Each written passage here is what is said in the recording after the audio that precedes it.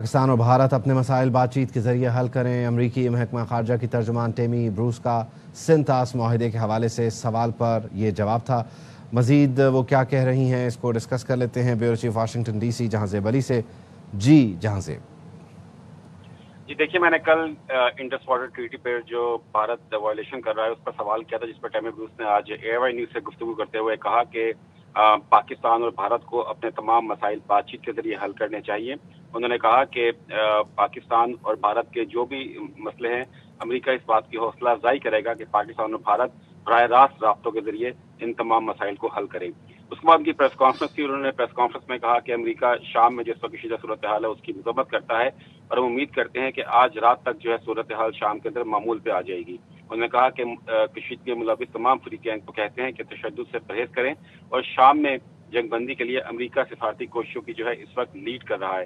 انہوں نے کہا کہ کشیدگی کی بڑی وجہ دو قبیلوں کی پرانی دشمنی ہے، لیکن اس بات کو یقینی بنایا جائے گا کہ شام میں دوبارہ ایسی صورتحال پیدا نہ ہو۔ اور انہوں نے یہ بھی کہا کہ ہم شام میں اسرائیل کے حملوں کی جو ہے وہ حمایت نہیں کرتے۔ ایک سوال پر انہوں نے کہا کہ اسرائیل غزہ سمیت روس اور یوکرین کے درمیان جنگ بندی پر کوششیں جاری کر رہا ہے۔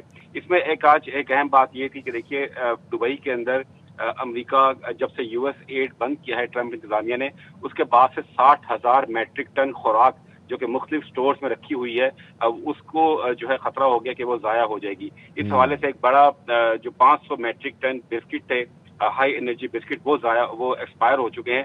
اس پر کافی تنقید کی جائے ٹرمپ انتظامیہ پر، تو سوال ہوا کہ یہ اتنی بڑی تعداد میں جو خوراک ضائع ہو گئی، اس پر آپ کیا کہیں گے؟ تو انہوں نے کہا کہ یہ خوراک جو ہے ہنگامی بنیادوں پر استعمال کرنے کے لیے رکھی گئی تھی جو کہ استعمال نہیں ہو سکی۔ اس پر امریکی صحافی نے سوال کیا کہ کیا غزہ کے اندر ہنگامی صورتحال نہیں ہے؟ یہ بسکٹ وہاں کیوں نہیں بھیجے گئے 500 میٹرک ٹن؟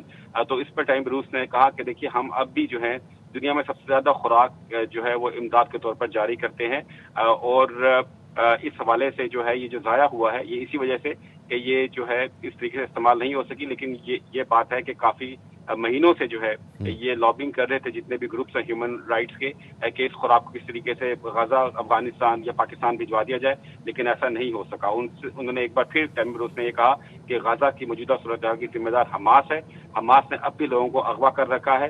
انہوں نے یہ بھی کہا کہ امریکہ عراق میں تیل کی تنصیبات پر ڈرون حملوں کی مذمت کرتے ہیں، اور روس کی جانب سے غیر ذمہ دارانہ بیانات جو ہے وہ قابل قبول نہیں ہے۔ یوکرین کا مسئلہ سفارتکاری کے ذریعے حل ہونا چاہیے۔